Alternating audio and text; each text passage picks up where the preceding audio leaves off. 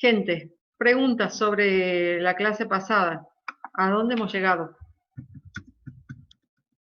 Profe, Sí, a mí me quedó una duda en este sí, último tema de descuento por cantidad. ajá, Cuando uno calcula el Q óptimo para cada categoría de descuento, si sí, este Q es demasiado chico para acceder al descuento, se lo ajustaba hacia arriba. ujú. Ahora, ¿qué hay que hacer cuando este sea tan grande como para entrar en otra categoría de descuento? Y pasas a otra categoría. A ver, eh, les pido que piensen cómo actuarían en el caso de que eso ocurra en la realidad.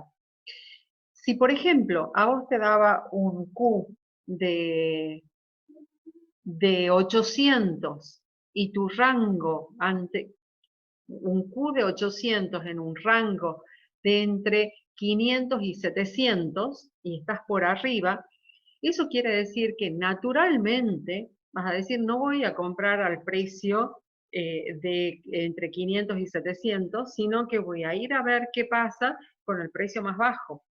O sea, si vos insistieses en comprar a ese precio, estarías insistiendo en pagar de más.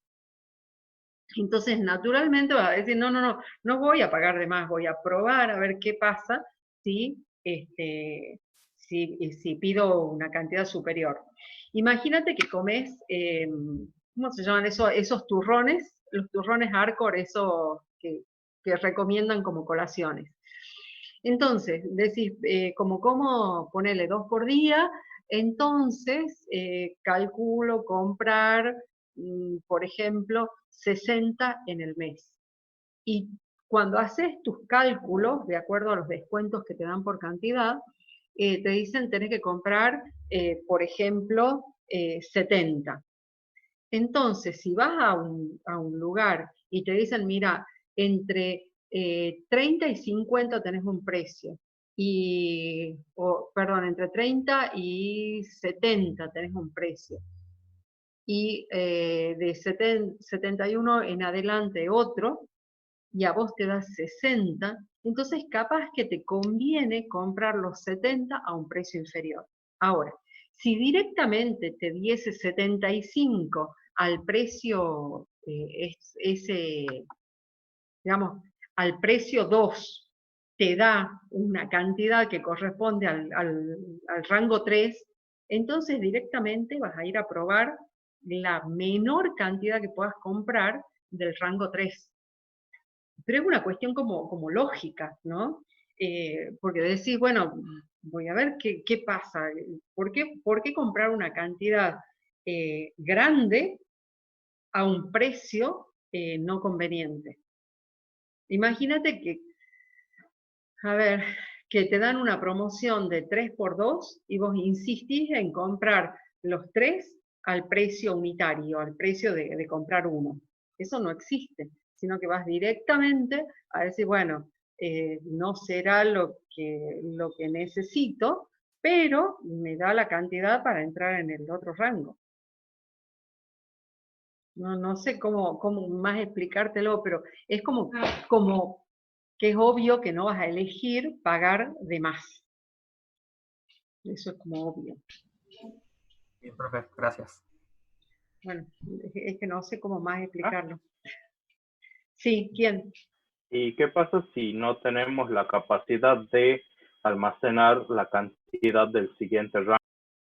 Vos vas a tener un costo de almacenamiento que te va a incluir, por ejemplo, alquilar espacio, o sea, vas a tener un costo de almacenamiento diferente por una cantidad diferente.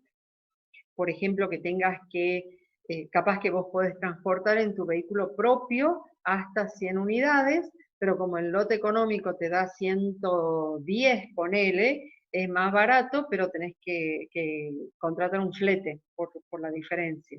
Entonces ahí ya vas a tener un precio diferente de mantenimiento o un precio diferente de ordenar y vas a tener que hacer otros cálculos. Digo, el mismo modelo con costos diferentes no lo puedes comparar. ¿Sí? Sí, entiendo. ¿Alguien más? Sí, profe, retomando un poquito la pregunta que hizo el compañero, entonces tendríamos que ese costo ya estaría incluido en lo que es el annual holding rate de las planillas, ¿verdad? Ese costo, o sería nuevo, o cómo lo veríamos reflejado. Pasa que si vos tuvieses un costo adicional por cantidades más grandes, entonces ya no podés compararlo. Ya tendrías que probar con tu nuevo costo todas las alternativas, con tu nuevo costo de almacenamiento o de ordenar todas las alternativas, todos los rangos de precios. O sea, hacer un cálculo con costos nuevos, diferentes. Digo, Bien, por ejemplo, si vos, el ejemplo del flete, entonces harías un estudio con lo que te da el flete, que eso sería como un tamaño de lote que no podés superar, y eso existe. Y verías cuáles son los costos asociados a otro costo diferente por tener el flete, por ejemplo, o por tener una corrida más, o por lo que sea. La cuestión es que tendrías que comparar unas condiciones completas contra otras condiciones completas. Diría, hablando en criollo, ¿cuánto me cuesta comprar lo máximo que puedo transportar yo y cuánto me cuesta comprar contratando un flete? Bueno, eso. se entiende, gracias. ¿Alguien más? ¿No? No, Vemos. por ahora no. Bien, veamos entonces, hoy nos habíamos propuesto ver los modelos probabilísticos. ¿Se acuerdan? Exactamente. ¿Alguien? Sí, bien, bien. Bueno, nosotros cuando veíamos los modelos estos determinísticos que estuvimos viendo hasta ahora, lo que pensábamos, digamos, ¿por qué los explicaba? Porque son modelos muy claros y tienen la ventaja de la simplicidad. Ahora, tienen la desventaja de lo ideal, de la irrealidad. En general, la gente, y cuando hablo de la gente estoy hablando de la demanda, no es algo manejable. Si uno piensa en diferentes tipos de productos, la demanda de esos diferentes productos está condicionada por muchos factores y no, por eso difícilmente respondan a una distribución uniforme, una distribución constante, ¿no? Cualquiera sea, pero así como constante, como siempre igual, como siempre como que se mantiene todo el tiempo. Y por eso es que surgen estas variaciones que son los modelos probabilísticos. ¿A dónde? Yo puedo manejar, por ejemplo, cuánto comprar. Lo que no puedo manejar es de qué manera se va a consumir eso que compro, en general. Menos todavía cuando la demanda está representada por compradores que no forman parte de la organización. Esto es cuando se trata de productos de demanda independiente. ¿Se acuerdan que veíamos qué cosas tenían demanda independiente y qué cosas tenían demanda dependiente? Nadie se acuerda. ¿Alguien me va a dar un ejemplo de demanda dependiente? Que es la más fácil. Puede ser las demandas que ocurren en diferentes estaciones. No, Materias primas, por ejemplo. La materia prima, ahí está. ¿Sí? O sea que yo voy a tener una demanda independiente de productos terminados, pero puedo derivar, puedo deducir cuánta materia prima me va a hacer falta para hacer esos productos terminados. Entonces no hace falta que haga un cálculo de la materia prima necesaria, sino que directamente, si por cada producto terminado lleva 2 unidades de materia prima, voy a decir, bueno, estimo que voy a tener 1000 unidades de demanda de producto terminado y directamente multiplico por 2 y digo, esa es la cantidad de materia prima que necesito. Entonces, decía, estos modelos, tanto de producción como de compra, son para productos terminados. Cuando hablo de productos terminados, digo, quienes demandan estos productos terminados son las personas que no siempre vienen cada 5 minutos al negocio, que no siempre vienen a comprar una unidad, sino que alguno compra 5 y otro compra 1 y otro compra 10. Entonces no puedo decir que sea constante. Y por eso es que surgen estas modificaciones, estos cambios, estas variaciones en los modelos que estuvimos viendo, que tienen que ver con el comportamiento de la demanda. Ese comportamiento de la demanda va a estar, digamos, va a responder a diferentes, a ver, ¿cómo les explico? A diferentes, vamos a ver esto.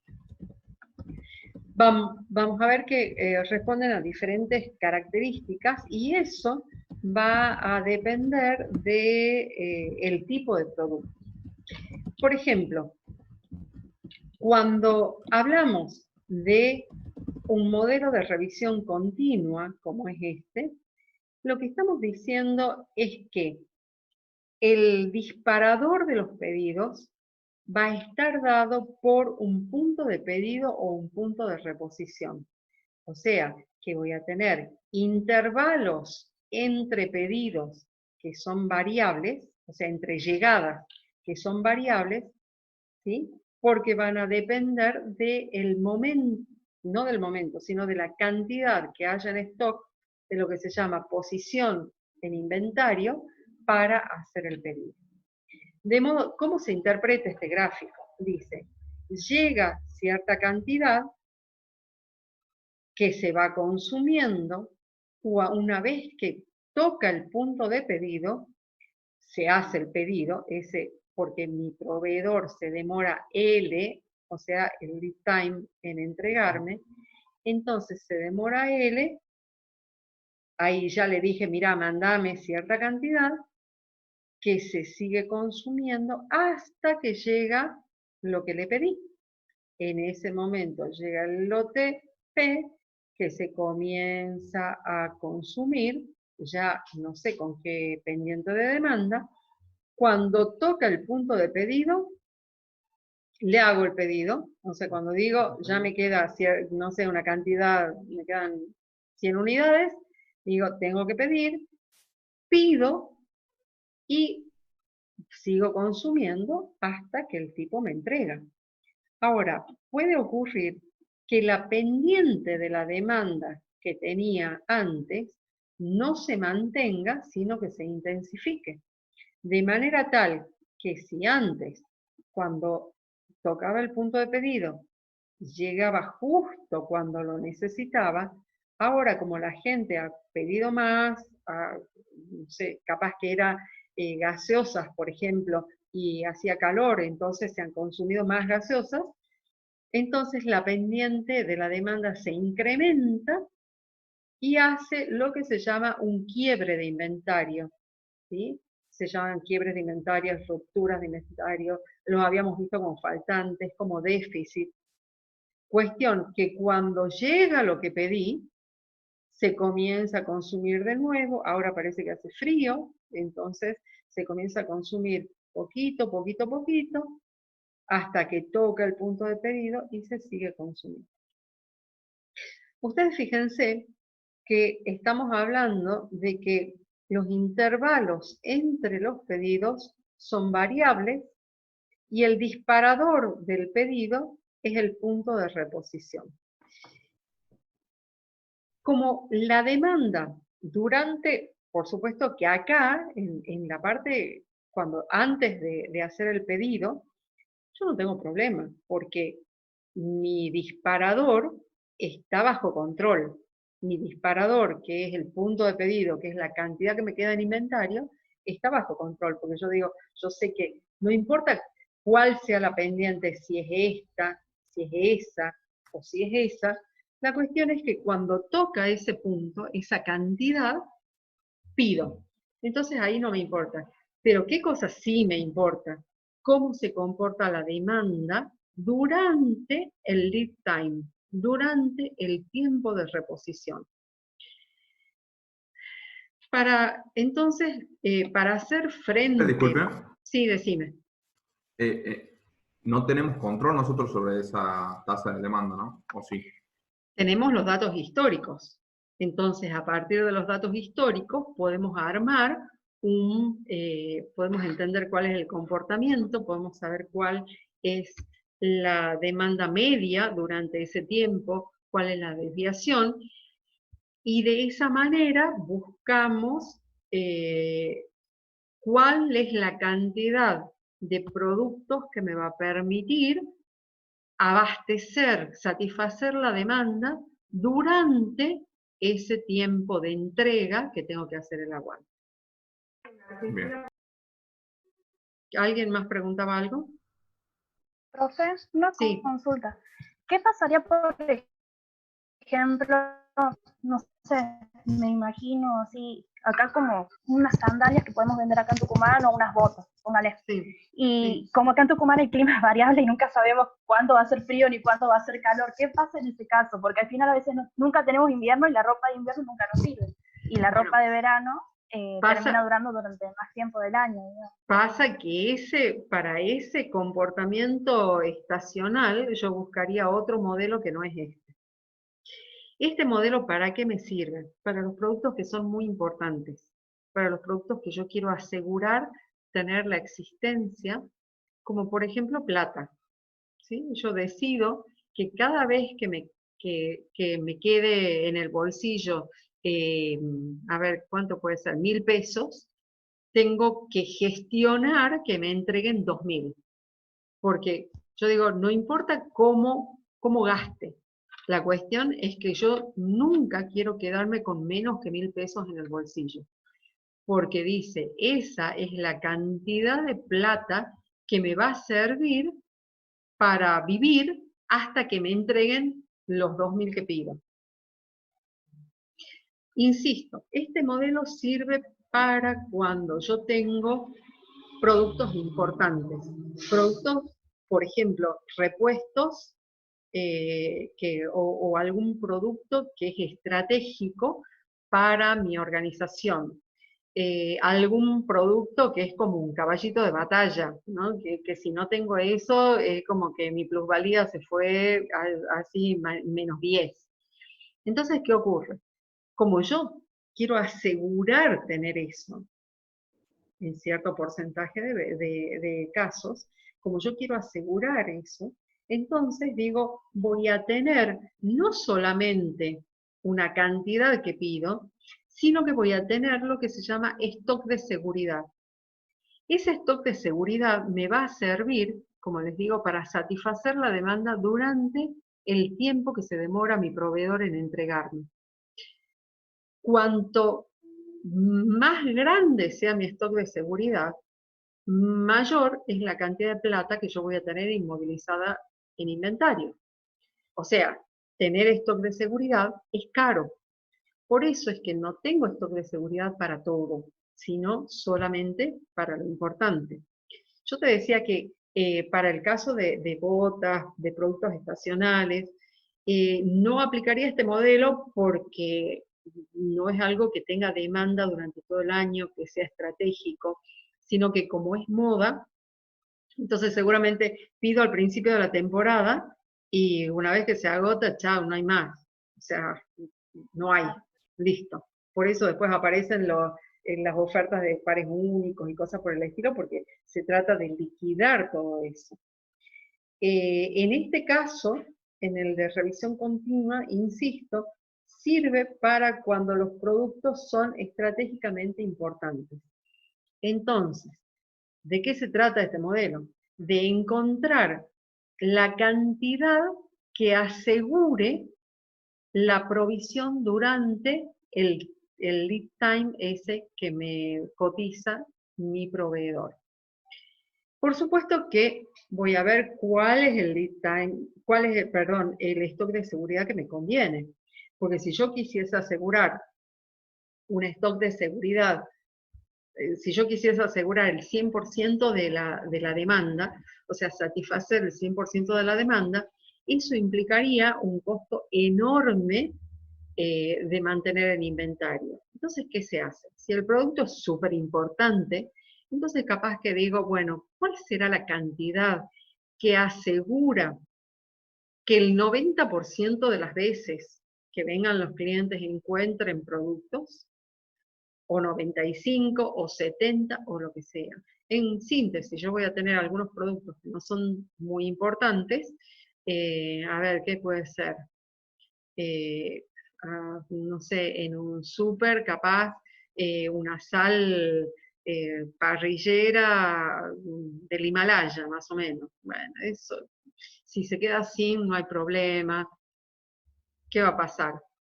Si es la sal parrillera del Himalaya, les puedo asegurar que cada vez que venga el preventista, el representante, o cada vez que me llamen, me voy a fijar cuánta sal parrillera del Himalaya tengo y voy a pedir lo que me falte para llegar a ese punto. Pero como no es algo fundamental, entonces es muy posible que mi stock de seguridad sea 0, porque total, si tengo mayor demanda que la planeada, que la pronosticada, que durante unos días no haya esa sal en el súper, no pasa nada. La gente la reemplaza con otra, por ejemplo. Pero insisto, este modelo de revisión continua me va a servir, por ejemplo, para, repuestos de una usina eléctrica que si deja de funcionar, queda toda una ciudad sin luz, ¿sí? Sin energía eléctrica. Entonces, ¿qué pasa? Dice, hay una pieza que es la que se rompe con mayor frecuencia, que hay que cambiarla, y a esa sí o sí tengo que tener 2 en stock. Cuestión que cuando uso una, me queda una sola, pido. Y diría, solamente, pongámosle, en el 5% de los casos, admito un quiebre de inventario. Porque ¿qué va a pasar con ese quiebre de inventario? Va a tener un costo elevado. Porque me va a decir, cuando vos quieras, cuando te quedes sin, tenés que pedirlo en un envío especial que te cuesta no sé cuánto, ¿sí? Entonces tiene un costo más elevado el costo de pedir que el costo de mantener. Entonces ahí lo compenso. El otro modelo, como les decía, de revisión periódica, lo que hace es mantener un stock máximo. Como verán acá, en el de revisión continua no hay un stock máximo, sino que llega un stock en intervalos variables de tiempo, porque esos intervalos son variables. El tamaño de los lotes también puede variar. Acuérdense que el tamaño del lote es esto, es eso, es eso. Entonces el tamaño del lote puede variar, o sea que el disparador acá es la cantidad, el punto de pedido. El disparador en el modelo de revisión periódica, sin embargo, no es la cantidad, sino el tiempo. Este es el caso, como les decía, del preventista. El preventista que pasa una vez por semana, por ejemplo, pasa los días miércoles, para recibir la mercadería el día viernes. Entonces, cuando pasa este miércoles, le digo, mira, mándame 10 unidades. Cuando estoy llegando a agotar el inventario sin tocar el stock de seguridad, llega la reposición. Cuando pasa el siguiente miércoles, le digo, ¿sabes qué? Mándame 2 nada más, porque no he consumido más que eso. Entonces llega el lote chiquito. A la semana siguiente le digo, mira, mándame 8, 9, no sé, 12. ¿Sí? Entonces la cosa es que en el caso de revisión periódica, el disparador está dado por el tiempo. Acuérdense, en la revisión periódica yo voy a tener un preventista que pasa y me pasa una vez por semana y yo pido lo que necesito para llegar al stock máximo. Si quiero dar un nivel de servicio determinado, entonces no solamente voy a tener el modelo de revisión periódica común, sino que además voy a considerar la existencia de un stock de seguridad que, insisto, asegure que en un porcentaje de veces haya productos para satisfacer la demanda. ¿Sí? De nuevo, no el 100%, el 100% es demasiado caro. Imagínense que ustedes en sus casas quieran tener absolutamente todo lo que necesitan para cocinar siempre. Siempre, siempre, siempre. Entonces, Profe, eso, sí, decime. disculpe que le interrumpa. Ese preventista, cuando, por Sí. ejemplo, se va una vez por semana a ver el inventario, ¿pide en base a la pendiente actual de la demanda? Pide en Porque función de lo... gráficamente yo puedo decir que está pidiendo 2 veces la cantidad que falta. No sé si me entiende porque son simétricas los... O sea, Sí no me entiende. necesita... Y la cantidad que pide... A ver, ¿quién se acuerda? ¿Qué han visto en el modelo de ¿cómo se llama? De revisión periódica? ¿Cuál es la expresión de ese modelo para el lote económico? A ver, busquen, busquen. Eso estoy. Ujú. ¿Cuál modelo, profe? De revisión periódica. En este de revisión periódica. Sería para revisión periódica sería la cantidad de pedido es igual al nivel de reemplazo menos el inventario disponible en el periodo de revisión. Ajá. Esa, digamos, es la fórmula para nosotros calcular el pedido en ese entonces. Bien, entonces dice que el nivel de reposición va a ser el nivel que tenga en el momento que llega el preventista. O sea, el Claro. nivel de reposición es como la posición actual de inventario, perdón, no actual, sino en el momento que llega el preventista. Entonces va a ser ese miércoles, el miércoles siguiente es esa, el miércoles siguiente es ese. Ese es el M que aparece en el modelo que ustedes tienen en el libro.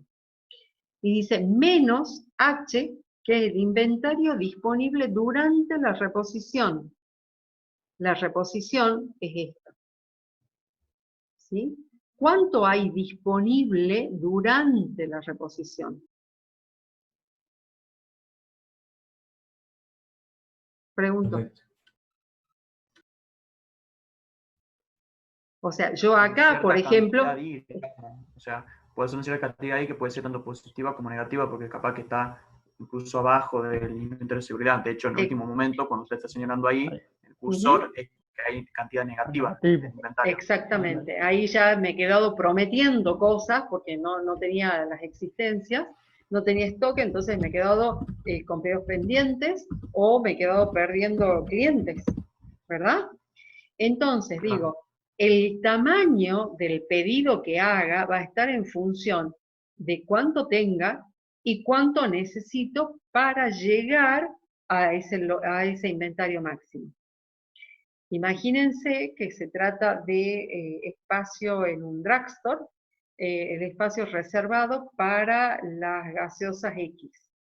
Entonces, cuando viene el preventista, digo, ¿cuántas tengo en el espacio ese?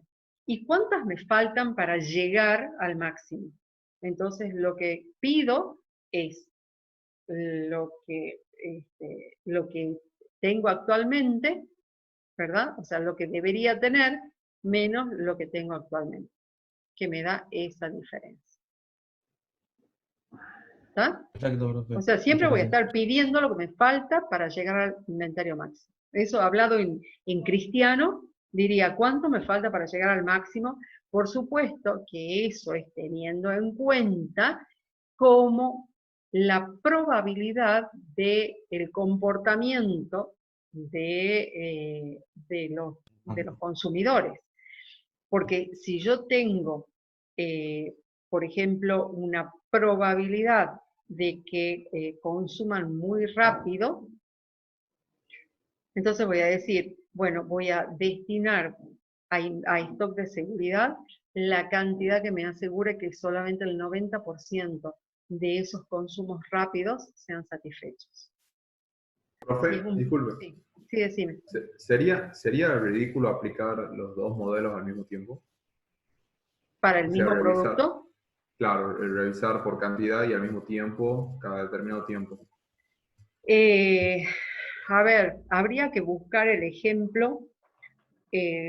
O sea, nada es exagerado siempre y cuando se justifique. Estoy pensando qué producto podría llevarme a hacer eso. Porque haría dos tipos de revisiones. Que Porque podría sabemos ser... que... no, yo entiendo que diga, bueno, lo que ocurra primero. O sea, si llega el preventista primero, pido lo que me falta. Y si no es así, voy controlando. Y lo único que se me ocurre es el combustible en el auto. Yo digo, yo cargo combustible una vez por semana. Siempre, una vez por semana, ¿sí? Para llenar el tanque. Pero si justo en esa semana me voy de viaje, entonces voy a tener que hacer revisión continua. Porque voy a decir, voy viajando, más vale que cuando vaya llegando a vaciar el tanque, lo llene, digamos, cargue de nuevo. Entonces, ese podría ser, digamos, un caso de revisión periódica y continua. La cuestión es que como que cambia la Profe. demanda. Sí, decime. Una pregunta, profe. También podría ser el caso, por ejemplo, en una panadería del pan, porque el pan se consume al día siguiente ya como que no se puede consumir el mismo pan de ayer, Sí, y por lo tanto, sí. o se acaba todo, y entonces todos los días hay que reponer. O Sí. bien, cuando se acabe, digamos, por ejemplo, que a la tarde, a tiempo de la merienda, consume Ajá. también la gente para tomar el té y todo ese tema. Entonces ahí se vuelve a reponer lo que es el inventario de pan francés, Sí, y media luna, lo que sea, digamos. estamos a menos de un minuto, así que si me quedo ahí, acuérdense de qué estoy hablando porque yo me olvido. La cosa es que posiblemente, si fuese, por ejemplo, un día frío que se consume más pan, entonces no haga, a mitad de mañana decidan hacer otra tirada de pan. Eso también puede ser. Entonces ahí se da una revisión continua y periódica a la vez, porque dice cuando nos quede, no sé, bueno, creo que ya están todos. Entonces les decía, hay casos en los que yo podría decidir implementar los dos modelos de revisión. La cuestión, lo único que me deja pensando es que voy a tener como dos demandas totalmente diferentes. Pero, por ejemplo, si tuviese un producto que tiene demandas diferentes, como es el caso del pan, que está condicionado por el clima, digamos que entonces ahí podría decidir tener los dos modelos de revisión.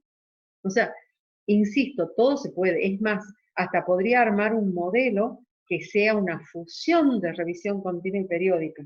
O sea, que no es que funcione un modelo bajo ciertas circunstancias y otro bajo otras circunstancias, sino que directamente tenga un modelo que tenga dos disparadores.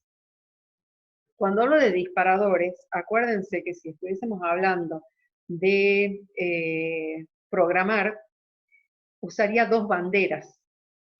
¿Se entiende?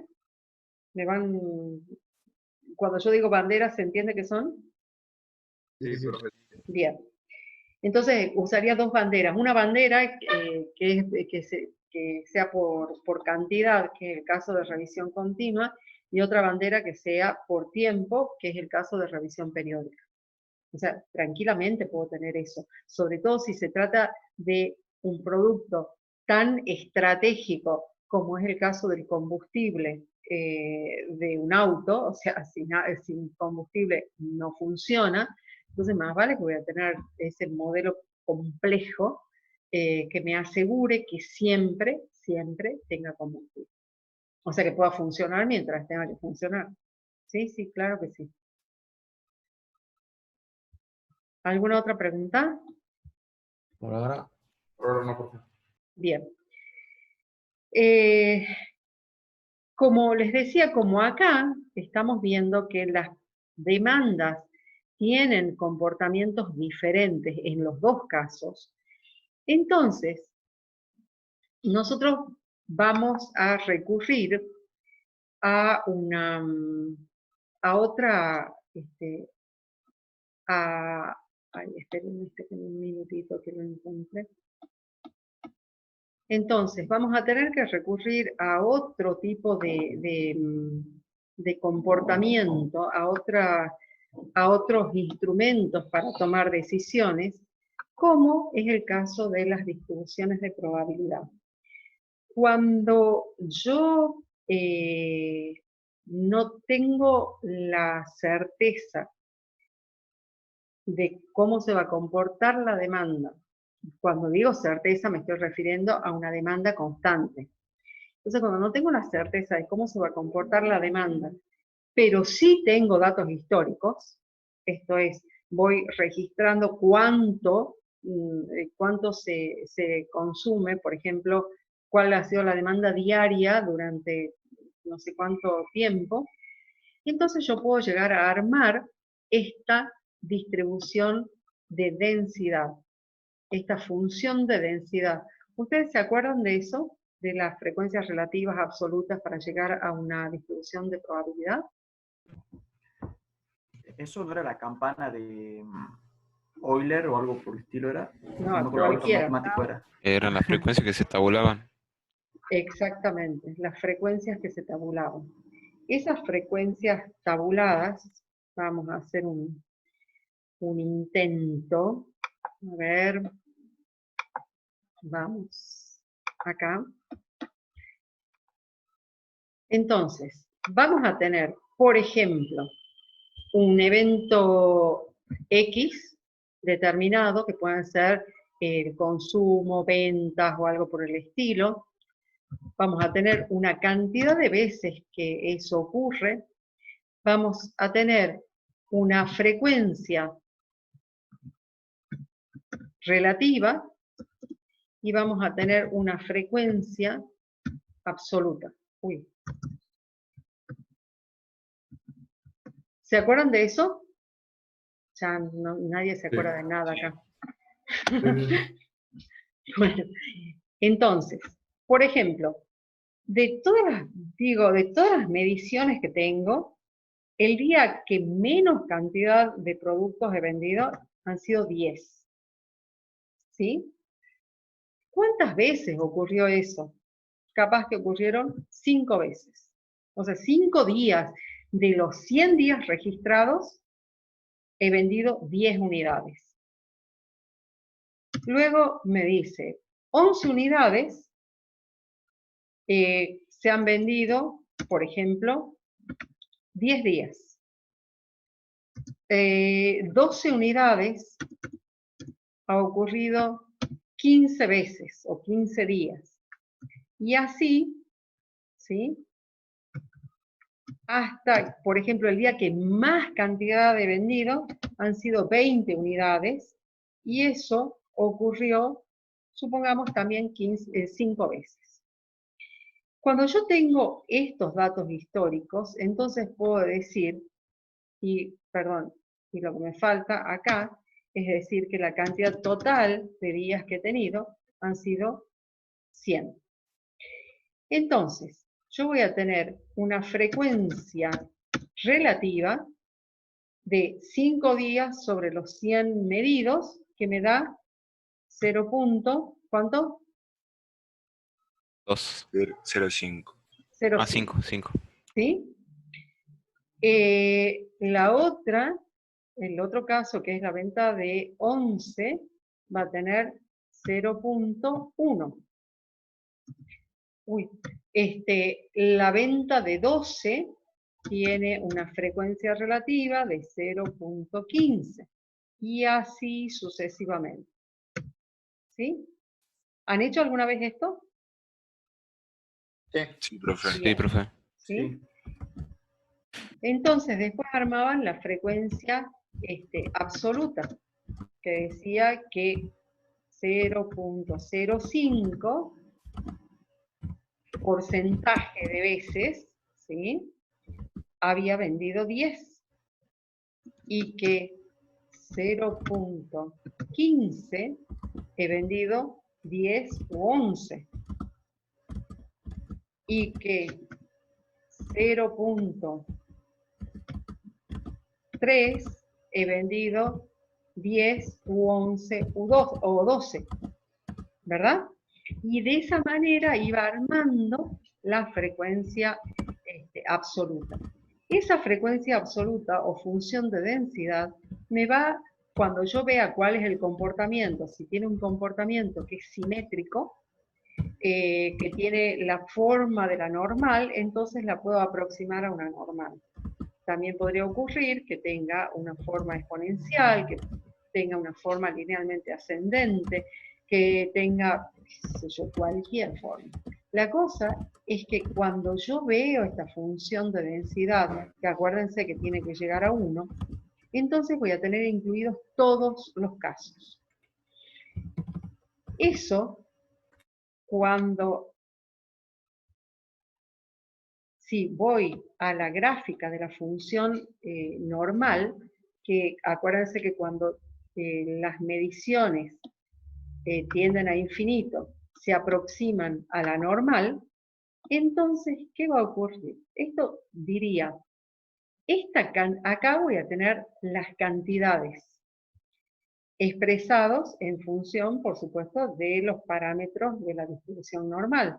Diría, la media, supongamos que en la tablita esa que estábamos haciendo, la media hayan sido 15 unidades. Entonces acá me va a decir, la media es 15. ¿Qué quiere decir esa media? ¿Cuál es la probabilidad de vender hasta 15 unidades? La suma de todas las probabilidades anteriores. Está bien, pero ¿qué quiere decir eso? Va a ser la No mayor es el probabilidad. máximo que se puede vender. ¿Cómo? ¿Quién habló? Lo máximo que se puede vender. No, no es lo O sea, máximo. llega el pico y cae. No importa. Pero ¿qué ¿Qué quiere es el decir? suceso más probable? Pero ¿qué es el que tiene más probabilidad?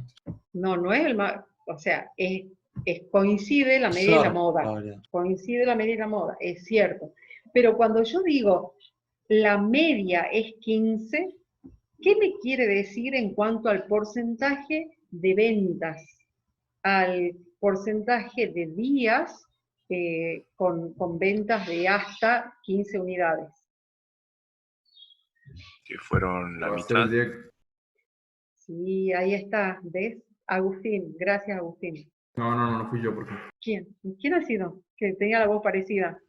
Nicolás, Yo, profe, 50% de los días. Nicolás, 50%. O sea, el 50%, yo si decidiese tener 15 unidades en stock, aseguro que la mitad de los días, no sé cuántos días, pero la mitad de los días voy a tener existencias cuando venga un cliente a comprar. ¿Sí? La otra mitad le diré, no tengo, o sea, si iba a cualquiera de los modelos que estábamos viendo, me caí fuera del stock de seguridad. O sea, hice quiebre de inventario. Esto es como el diagrama de Pareto, profe. ¿Cómo? Esto es como el diagrama de Pareto, que va calculando la frecuencia. No estaría siendo como el diagrama de Pareto, pero no, nada que ver. Nada que ver, porque el de Pareto es otra cosa. Pero ya en algún momento vamos a llegar. Pero la cosa es que yo voy a tener que interpretar los parámetros de la normal, media, desviaciones, para entender cuál es la cantidad que voy a tener en inventario para hacer frente a la demanda. ¿Qué quiero decir? Si es un producto de morondanga y que solamente la mitad de las veces quiero que cuando venga el cliente encuentre, entonces digo, busco la media, ¿cuál es? Entonces eso va a ser mi stock de seguridad. Perdón, mi stock. ¿Sí?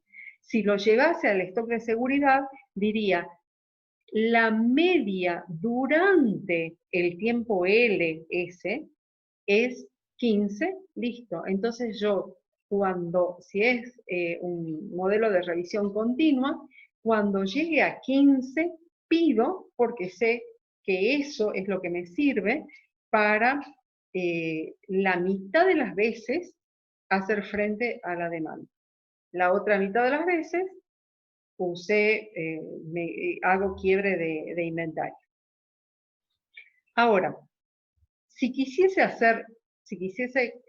dar un nivel de servicio más elevado, acuérdense, nivel de servicio es la cantidad de veces, o sea, cantidad expresada en porcentaje, el porcentaje de veces que puedo satisfacer la demanda.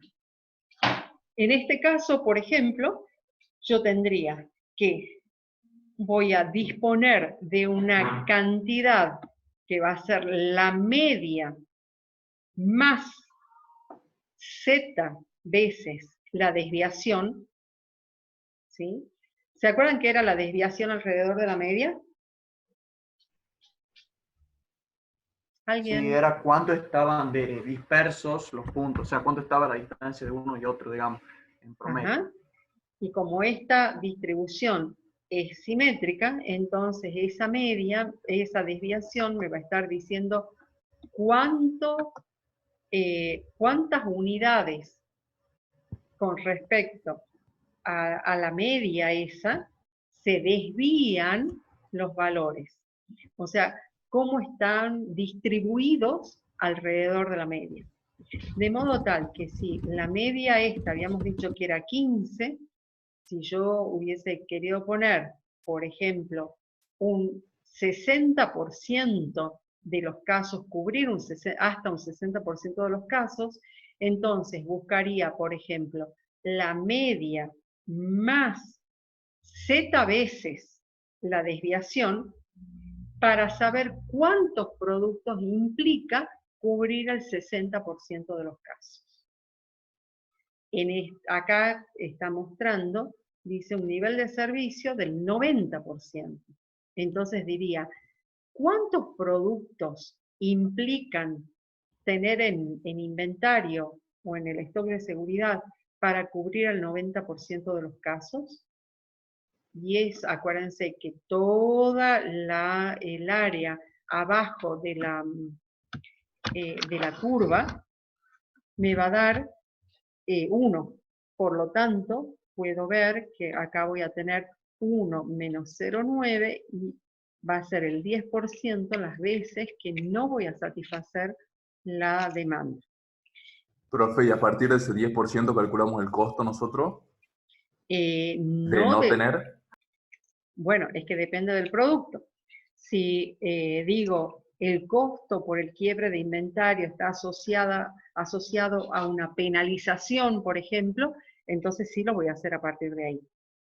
Si lo que me dicen es que mantener el 90% tiene un costo de no sé cuánto, entonces no voy a considerar ese 10%, sino el 90% de mantener. O sea, depende de la información que tenga, depende del tipo de, por eso te digo, depende del tipo de producto.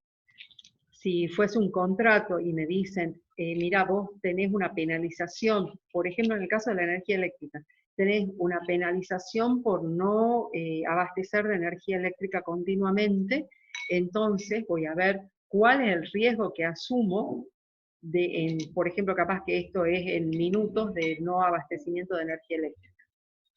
¿Sí?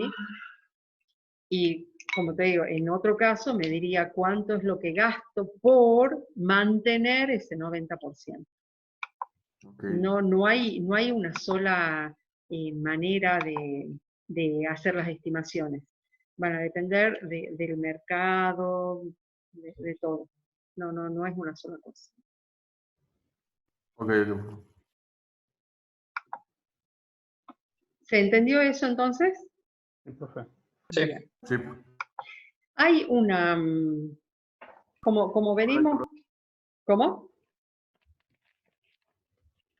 Por ejemplo, este caso está como dibujado de otra manera, está graficado de otra manera, que es un modelo de revisión continua, a donde se nota que las pendientes, esas que en el grafiquito anterior tenía como una línea continua, acá se da con ese escalonamiento que refleja mejor cómo se comportan, ¿no? Porque dice, este escalonamiento dice, hoy no hemos vendido nada, de pronto vendimos no sé, 10 unidades, nada, una unidad, nada, y así. Ese es el comportamiento que tiene la demanda. O sea, los clientes vienen cuando se les canta y compran lo que quieren, punto. Entonces, esto es lo que uno tiene que contemplar. Por supuesto, insisto, que en el modelo de revisión continua yo voy a considerar siempre el punto de reposición, que es igual, y los tiempos de, digamos, los intervalos entre las llegadas de los productos cambian. ¿Sí?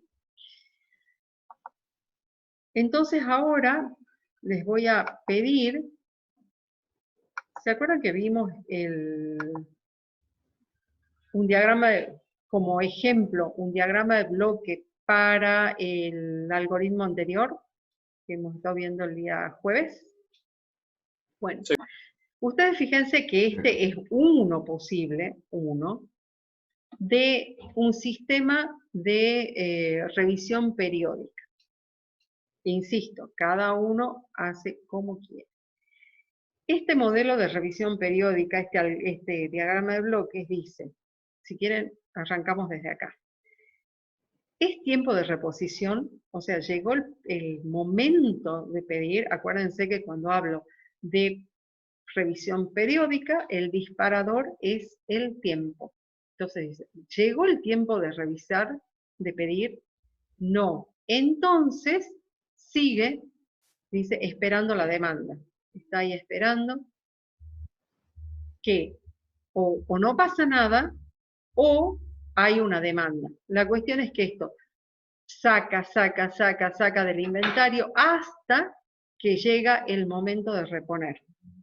El momento, insisto, no la cantidad, sino el momento. Cuando llega el momento de reponer, dice, calcula la posición de inventario. Acuérdense que la posición quiere decir la cantidad de productos que hay en inventario, que va a ser igual a lo que hay disponible más lo que se pide menos los pedidos pendientes. ¿Sí? En este caso, insisto, con esa formulación, dice calcular la cantidad que se va a pedir para llegar al stock máximo, hacer el pedido de la cantidad de unidades necesarias y volvería a repetir. ¿De acuerdo? Entonces yo ahora les voy a pasar un ejemplo de revisión continua para que ustedes hagan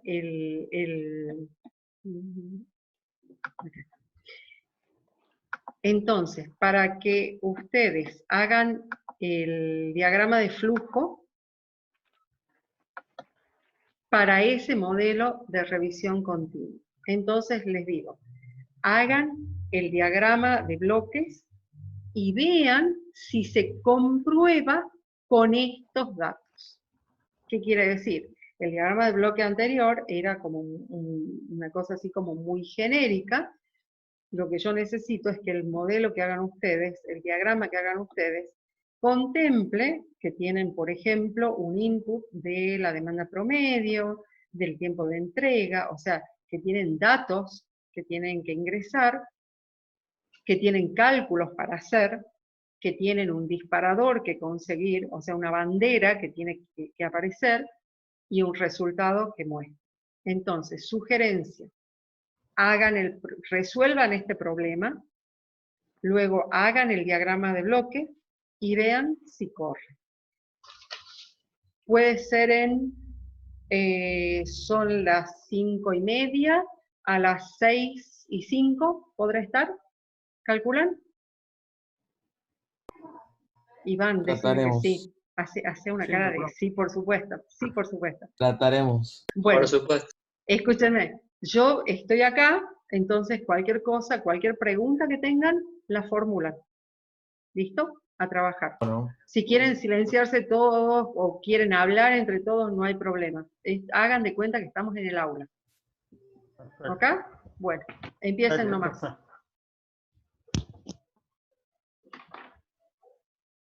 Profesora, el nivel de servicio deseado es lo opuesto al quiebre de inventario. A ver, no sé si decirte que es lo opuesto, pero el nivel de servicio es el complemento, ahí está. No es el término, es el opuesto, sino es el complemento.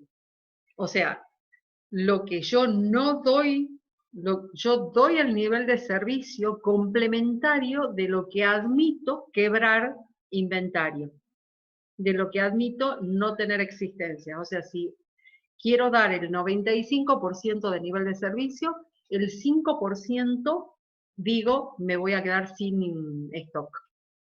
Profe, me estoy dando cuenta de algo. La clase pasada usted nos había dejado para que nosotros hagamos un diagrama de flujo sobre lo que era pedido con descuento, Exacto, sí.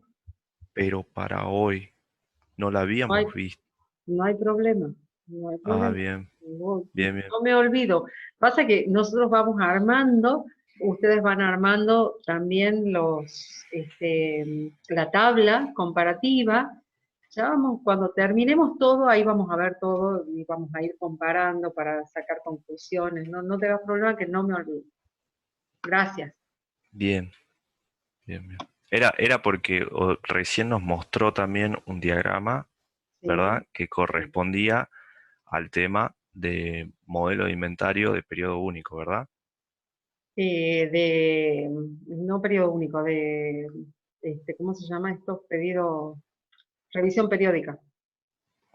Revisión periódica, ajá, revisión periódica, estoy siguiéndolo con el libro, no sé si vamos en orden con el libro o no, por eso.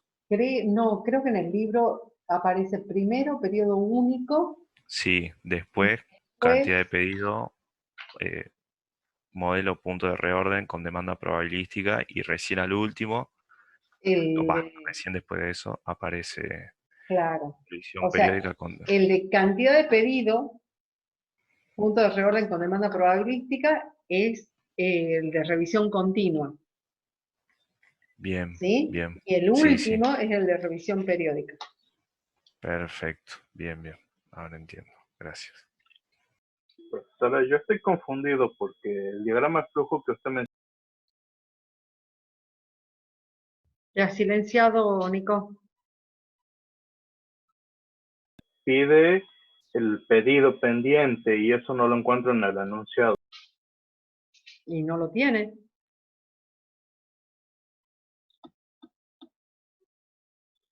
En el enunciado, lo único que dice es que dice que se administra un almacén que distribuye desayunos a otros vendedores minoristas. ¿sí?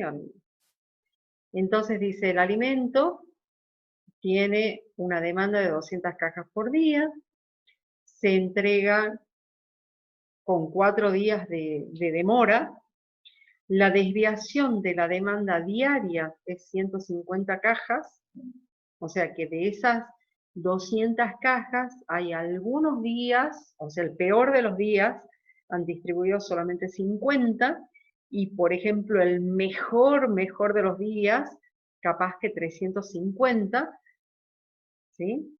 El nivel de servicio deseado es el 95%, cuesta $20 cada vez que se pide, el costo de mantenimiento es 20% del valor unitario, por supuesto, al año, y cuesta $10 cada caja.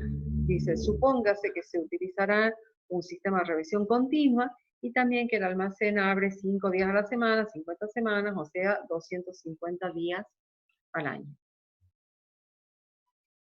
Profe, cuando dice 95%, es porque el 5% de las veces, como hace quiebre de inventario, entonces tendría esos pedidos pendientes. Bien. Sí, no sé quién hablaba. Yo, Agustín. Agustín, diga. La desviación estándar de la demanda diaria es tita. Sigma. No. Sigma. O sea, nosotros tendríamos que, para calcular el punto de reorden, cuando se pide, Sí, tendríamos que sumar la demanda diaria, la media, sí. la promedio, perdón, la promedio, y después tendríamos que poner el nivel de servicio por esa desviación, o tenemos que ir a la tabla. El Z va a ser la cantidad de desviaciones estándares para obtener esa probabilidad. Tienen que ir a la tabla para ver cuánto es el 95. 0,82, 89 sería, creo. O sea, acordate que depende de la tabla que estés usando. Si usas una tabla que tiene hasta 0,9999, que hay algunas, entonces va a ser una cosa, y hay otras que tienen solamente la mitad. Entonces fíjate cuál tabla estás con. La del libro, la de distribución normal del libro. Está bien, pero digo, hay que fijarse en eso, que hay que ver si buscas el 95 o buscas el 45. Si es una tabla completa, vas a buscar el 95, si es una tabla truchita, vas a buscar el 45, le sumas el 0,5. Profe, una consulta, ¿y si usamos el Excel? Y ahí tienen como la tabla completa. Por eso, porque Claro. estamos No, usando ahí el Excel. Ahí está completa. Bien, bien. Lo que no me quedó claro, profe, por ejemplo, es la demanda anual si la calculamos como veníamos calculando para los otros casos de inventario. Por supuesto, porque si el dato Bien. es una demanda diaria promedio, Lógico. entonces la demanda anual va a ser 250 por Por el promedio. Exactamente. No, Perfecto. acuérdense que no es promedio, es una demanda media, el concepto es diferente. Sí, profe, pero bueno, usted sabe lo que estoy diciendo. Está bien, pero yo le voy a corregir, recién le he dejado pasar a Agustín, digo, no puedo ser tan pesada, pero como vos también lo repetís, entonces hay que ser pesada. Bueno, profe, es diferente. demanda media. Así es, demanda media. Profe, entonces lo único que tenemos que tener es el Q óptimo y el punto de reorden, calcular para este problema. Bueno, el Q óptimo, ¿hay diferencia entre el Q óptimo y los anteriores? ¿Y el lote de compra? No, no hay diferencia. El mismo, ¿verdad? Considero exactamente el mismo. O sea que lo que hay que definir acá es en qué nivel, o sea, cuál es el nivel que voy a considerar para hacer el pedido, porque como la demanda es variable, o sea, responde a una distribución de probabilidad, yo quiero asegurar que la cantidad que ordene me sirva para dar un 95% de nivel de servicio. O sea, para satisfacer la demanda del 95% de los casos. Creo que lo tengo, profe. No sé si algún compañero lo tiene como para controlar. A ver, o esperamos un ratito. Yo tengo el Excel, si quiere los datos, digamos. ¿Y el diagrama de bloque? Yo tengo el Excel. Todavía no tengo el diagrama de bloque. Bueno, haga. Sí, yo les explico. El Excel les va a dar los valores. ¿Será que los van a poder razonar? Me imagino que sí.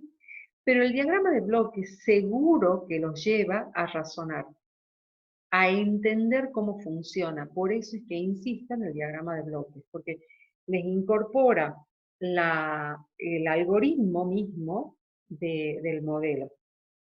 Y lo que importa es eso.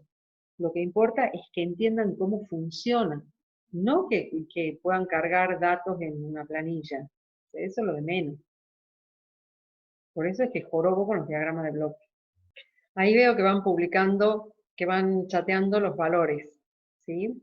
A todos les da ese valor. Nadie se ha tentado con hacer regla de 3 o cosas extrañas. No, profe, somos cristianos. Gracias. ¿Será que ya tenemos algo para compartir, para mostrar? Sí, creo que sí, profe. Ana Santillán, ¿tenés algo? Agustín Sánchez. No, profe, no lo pude hacer. A ver, ¿no se está pudiendo porque no se entiende la consigna o porque no se puede? ¿Qué cosa? Yo no entendí la consigna. En realidad no entiendo cómo hacerlo. ¿El diagrama de bloque? Sí sé hacer diagrama de flujo desde primer año, pero no Bien. entiendo. ¿Resolviste el problema? No entiendo cómo hacerlo. ¿Estudiaste para hoy? Leí el libro, pero solo eso. Bueno, leer entendiendo supuestamente te llevaría a hacer una síntesis que te muestre, son son 3 fórmulas, 3 modelitos nada más. Tenés que averiguar cuándo ordenar, porque hemos dicho que el modelo de revisión continua lo que hace es determinar, o sea, se dispara el pedido cuando toca un punto de reorden. Dijimos que ese punto de reorden tiene que ver con la cantidad que necesito para poder abastecer el tiempo de... Ahí estamos. Entonces, el modelo de revisión continua hemos dicho, tenemos que averiguar cuál será el tamaño de este Q, ¿sí? Que me tiene que permitir disponer de los productos, en este caso de los desayunos, hasta que llegue la reposición. Ahora, esa reposición que tiene que llegar, dice la gente esta de los desayunos, que considerando la media y la desviación registrada alrededor de la media, o sea, los valores históricos, se admite un quiebre de stock. Esto es el quiebre de stock solamente en el 5% de los casos. Por lo tanto, la cantidad Q se calcula igual que siempre, ¿sí? La variación está en que necesito saber cuál será este nivel de inventario que me va a permitir satisfacer la demanda, considerando el 95% de aspiración a dar nivel de servicio. La otra cosa que hay que averiguar es cuál es el stock de seguridad, el valor del stock de seguridad, que va a ser el punto de reorden, ¿sí? Menos la demanda, ¿sí? Menos la pendiente de la demanda. Y luego, el nivel de servicio es un dato que te lo da el problema, que hay que buscar ese nivel de servicio, cuántas unidades implica, cuántas unidades en stock implica, y finalmente el costo total, que va a ser, por un lado, a ver si lo tengo acá, ahí está. Entonces, el costo total decía que va a ser el costo de tener, a ver, ahí está, decía que va a ser el costo de ordenar más el costo de tener inventario y más el costo del stock de seguridad. O sea, es aplicación de fórmulas, digo. Sí, profe, sí entiendo eso, pero lo que no entiendo es cómo relacionarlo con el diagrama de flujo. Por eso te pregunté, ¿pudiste resolver el problema? Pensé que, no, disculpe, no entendí el problema. Pensé que era hacer el diagrama de flujo el problema. No, dije, resuelvan el problema y luego hacen el diagrama de flujo, de modo tal que comprueben con el diagrama de flujo los pasos que han seguido para resolver el problema. Por eso le decía a Nicolás, que lo pueden resolver usando plantilla, la planilla Excel solamente, no es suficiente, porque con la planilla Excel lo que hacen es conseguir los valores, punto. Pero a mí lo que me interesa es que entiendan cuál es la secuencia lógica que tienen que ejecutar para llegar a los resultados.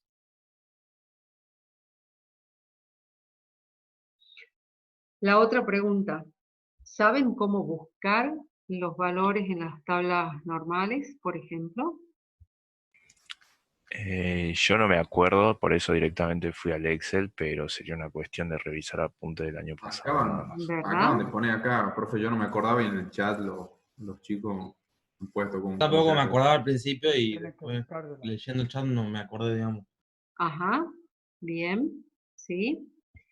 Bueno, yo, como recién nos vamos conociendo, les puedo asegurar que si estuviésemos en el curso, comienzo a pegarles a uno por uno, así, los uno por uno, chun, chun, chun, chun.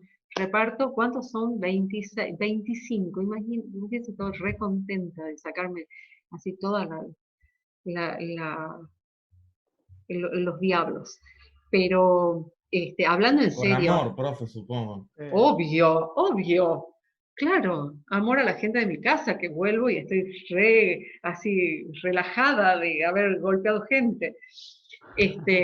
Hablando en serio, no pueden, o sea, si esta materia tiene como correlativa análisis 2 y probabilidades, qué pena con ustedes si no se acuerdan, porque los voy a maltratar, les voy a hacer bullying hasta el infinito y más allá, porque ¿quieren que les cuente? Yo siempre digo que por alguna razón que no entiendo, y les juro que no entiendo, tengo una habilidad, a ver, los que me conocen, tengo una gran habilidad para darme cuenta quién sabe y quién no sabe. ¿Cómo hago? No tengo idea. Míralo a Ramiro que se está acordando así, porque los conozco a uno por el nombre, ¿sí?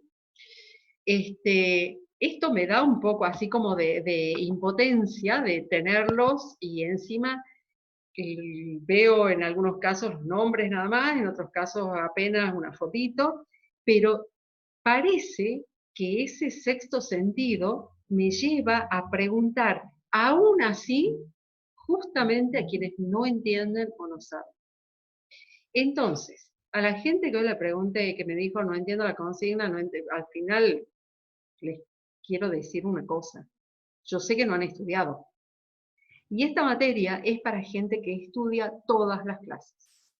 Entonces, sobre todo los marginales, si no están dispuestos a estudiar todas las clases, les sugiero que se dediquen a dormir la siesta. O a estudiar otras materias. O no sé qué. No sé, jueguen al solitario, no sé qué van a hacer.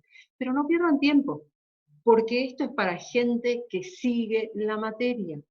Porque mi manera de darla, pero históricamente es para gente que estudia sola. Ahora más todavía. Entonces les pido por favor que reconsideren su actitud, que vean cómo van a cursar, si es que van a cursar, porque así no van a llegar a nada. Les puedo asegurar que, o sea, la experiencia de 30 años me dice que quien no estudia solo no llega, porque yo a esta materia no la concibo como una materia teórica, sino como una materia de razonamiento puro. Y lo único que busco es que la gente sepa armar criterios, razonar, porque si no después cuando van a hacer los trabajos de campo son una porquería que es inadmisible y tienen que volver a cursar la materia. ¿Sí? Acá hay por lo menos 2 que ya han hecho la materia, ¿verdad? Agustín Lencina y Ramiro. ¿Verdad? Agustín. La primera semanita y después no se aprobó la nota. Ah, listo. Bueno. La cosa es que, insisto, yo, a ver, no les quiero hacer perder el tiempo. Y encima, yo no tengo corazón. Eso quiere decir que ni pena me da. No sé si me entienden. Les juro que no me da pena. Porque hay gente que se esfuerza, hay gente que estudia, hay gente que hace las cosas y no puede quedar en igualdad de condiciones que la gente que no actúa de la misma manera. Así que les pido por favor, el lunes nosotros vamos a volver con este tema. Lo primero que voy a ver son los diagramas de bloque y ya les digo, si hay 25 personas, tiene que haber 25 diagramas diferentes, porque es imposible que 2 personas hagan de la misma manera. Porque lo que necesito es que entiendan. Lo que necesito es que sepan elegir un modelo. Lo que necesito es que sepan, a partir de un relevamiento que ni siquiera tiene la forma de este problema, sino que es así una cosa que voy a preguntarle al dueño de la empresa qué es lo que tiene, entonces que puedan llegar a elegir el modelo que les va a dar la respuesta para ese caso. ¿Sí? Sí, diga. Disculpe, Franco. es sobre el ejercicio, pero si quiere continuar, bueno, le pregunto. Yo tenía una consulta sobre el Q, cuánto ordenar, porque ahora en este caso estamos hablando sobre desayuno, creo que habla del ejercicio, y a mí en este caso me dio un número bastante alto, que por ahí es entendible, pero por ahí me desorientó a mí el tema que al ser desayunos y al tenerlos mucho tiempo, no sé, en algún depósito o algo, se pueden ya echar a perder. No sé. Nadie dijo que tenga fecha de caducidad. Claro, Seguramente o sea, se trata de ponerle que yendo de lo mío del problema, digamos, sí, pero sí. como que me desorientó un poco No, es que si no te diría, son productos perecederos y se piden para tal cantidad de tiempo al final. ¿Sí? Disculpe, muchas gracias. No hay problema. Para el día jueves, entonces, vamos a ver su resolución de problemas y diagrama de flujo o diagrama de bloques del modelo de revisión continua, del modelo de revisión periódica, y vamos a trabajar sobre el modelo de periodo único, que es el primero que aparece en el libro. Ya les digo, he sido absolutamente honesta. Sí, ¿podría repetir una más si puede repetir lo que necesitamos para la clase? Tienen que resolver el problema de revisión continua y hacer el diagrama de bloques. Además, hacer el diagrama de bloques del modelo de revisión periódica. Y el día jueves vamos a ver el modelo de periodo único. Ese modelo que sirve para los productos perecederos, para, digamos, cosas que se piden una vez y que no sirven para más nada. Por ejemplo, el diagrama de secuencia que usted nos podemos hacer el que usted nos mostró del otro caso. No sé si les va a servir tal cual. O sea, si vos me explicás...